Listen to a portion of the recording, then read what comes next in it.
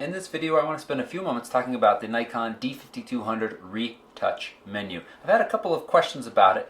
To be honest, it's not something that I would use frequently. You are oftentimes going to get much better results shooting out in the field, not worrying about deleting pictures, not worrying about retouching pictures, and coming back to your machine later, downloading them, and then using a program like Lightroom or Photoshop or even Picasa is likely going to give you better results and allow you to see the images better. Was it actually in focus? How is the exposure across the range of the image? And then make adjustments as necessary. The screen on these newer DSLRs is quite nice, but it still is pretty small, and to really make kind of critical judgments about the way that image looks are difficult on a screen that size. But with that said, there are some, I do see some use in having it, and let's just run through the options real quick.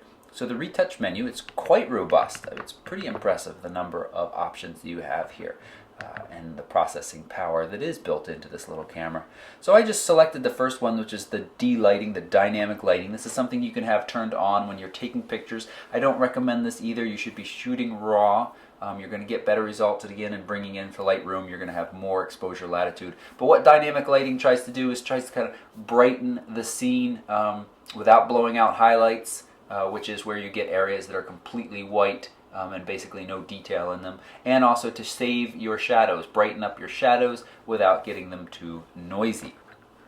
So I just have a picture of a church doorway here, and you can probably see the difference. Let me adjust the exposure on the back of the camera just a little bit so we can see the screen a little bit better and the buttons a little bit less. I'm just using the control pad next around the OK button to do most of this navigation, and you can see the options on the screen tell me what to do. So here's my original picture on the left, and on the right it's showing me if I apply a normal D-lighting, I can high, it gets even brighter. It's a little bit exaggerated on the video screen that you're seeing, and we can go down to low. So I'm just going to hit play to cancel that and come back into the menu. Red eye correction is pretty straightforward. Again, if you're at a party and you shoot a couple shots and somebody's like, oh, can I get those right now? Well, first you could say, no, let me email them to you later, because then you have a chance to make them even better. But if they're insistent and persistent, then you could say, okay, here, let me at least fix this red eye. And so that's going to come up with an image with people's faces in it. I actually don't think I have any with people's faces in it right now, so we're going to skip on past that one. Trim, this is where you can change the aspect ratio of an image. I've actually got quite a few questions about this. People are unhappy that these cameras are not able to shoot. The Nikon D5200 is not able to shoot in any other aspect ratios except for the standard. And here you can come into the trim menu and you can trim each one. You rotate the command dial and you can see the little on screen. You can even do the square if you're going to send it up to Instagram, or the widescreen 16:9. And I think if you press zoom, you can zoom in and out, and you can see that it is changing that aspect ratio. Sorry, it's not changing the aspect ratio now. It is changing the resolution of the image, and so you can, kind of a cheap way to zoom in, and you're still going to get decent quality. So that was the trim menu. Monochrome. Monochrome is pretty straightforward. You can take an image and make it black and white, sepia, or cyanotype. Cyanotype is that bluish color to it, and you have the control pad to make it darker or lighter, like so. Let's go ahead and press save for this one. It should save this as a new image, and we should still have the original. Yes, so it's now at the end. Let me show you. If I zoom out of all of these images, I have a bunch of junky images we're scrolling through, and then here is my original that I was working with right there. And so it does save that as a new and keeps your original untouched. Filter effects, these are things that can be applied when you shoot or afterwards, and they are all here. I honestly don't know what cross screen does. Let's see what it does. Let's apply it to something differently. If you have lights in your picture, street lights, lights inside, I wonder if it gives them a little bit of sparkle. So I will test that and let you know, but I think that's what it is. So that's one of the filter effects under here. The others that might be a little bit more useful or warm and skylight. Again, Shooting raw, bringing this into Lightroom gives you a lot of options that you can clearly see on the camera. You can adjust color balance on an image. So for instance, this brick wall here looks a little blue to me. I can click to the right and give it a little bit of a more brickish, warmer look to it. I could have probably also applied the warm filter, so both of those are options as well. Oops, I do that lots. Image overlay. So you can actually take more than one image and overlay it on top of another. So we just selected the brick wall. Now let's select this green door, and there they are. We can make one stronger than the other. That is pretty nifty. If you don't have Photoshop or another program and you wanted to do a quick multi-exposure, because that's basically what this is.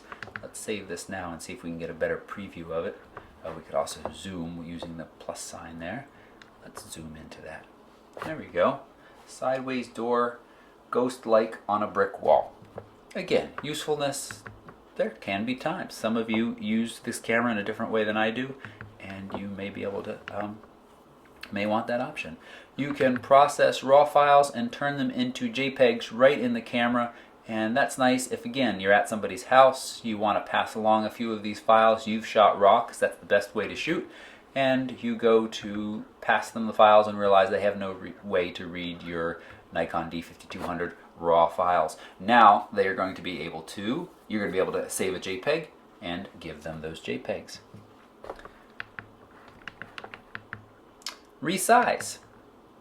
You can size it down in megabytes. This is similar to the aspect ratio in the zooming, but it's just another way to go about doing this. Quick retouch is kind of that one button, make this picture better. Computer, the brain and the camera is going to look at it and try to spruce it up a little bit for you, probably apply a little bit of sharpening, a little bit of lightening. This is kind of several other options rolled into one. If your picture was just a little crooked, you could straighten it.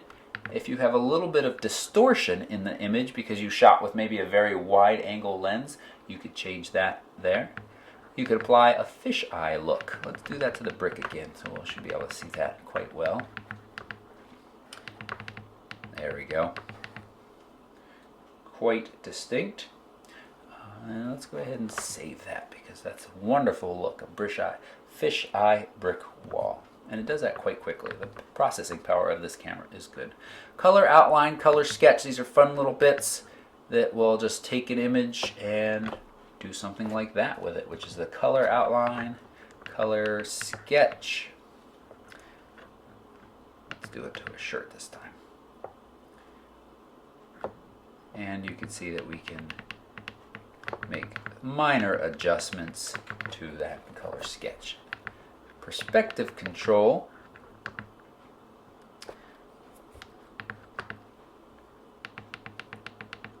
This is similar to the rotation, minor rotation. If you have just a little bit of perspective, your perspective is just a little bit off, you can make that change there.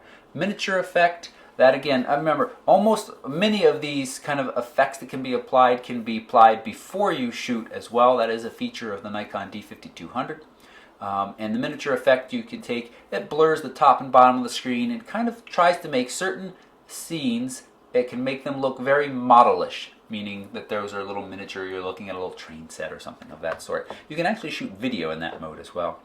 And then selective color is, I always do a poor job of using it, but this is that classic look of maybe you have a group of flowers and the rose is red and the rest of the scene is black and white, and that's what the selective color does. And this lets you pick a color. Let's see if we can. Again, I personally find this look a little cheesy, but it certainly is. Maybe we need to fill all the colors.